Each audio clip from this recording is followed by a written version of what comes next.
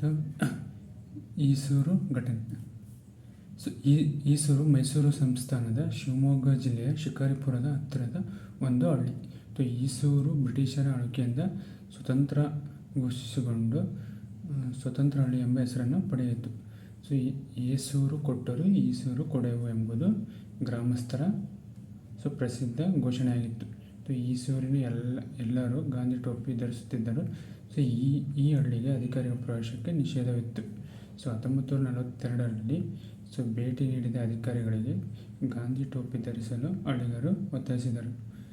ಇದನ್ನು ವಿರೋಧಿಸಿದ ಅಧಿಕಾರಿಗಳ ಜೊತೆಯಲ್ಲಿದ್ದ ಪೊಲೀಸನು ಜನರತ್ತ ಗುಂಡು ಹಾರಿಸಿದನು. ಇದರಿಂದ ರೊಚ್ಚಿಗೆದ್ದ ಜನರು ಅಧಿಕಾರಿಗಳನ್ನು ಹತ್ಯೆ ಮಾಡಿದರು. ಇದರಿಂದಾಗಿ 5 ಜನ ಗ್ರಾಮಸ್ಥರಿಗೆ ಗಲ್ಲು ಶಿಕ್ಷೆಯಾಯಿತು. ಈ ಘಟನೆಯನ್ನು ಚರಿತ್ರೆಯಲ್ಲಿ ಈಸೂರು ಘಟನೆ ಎಂದು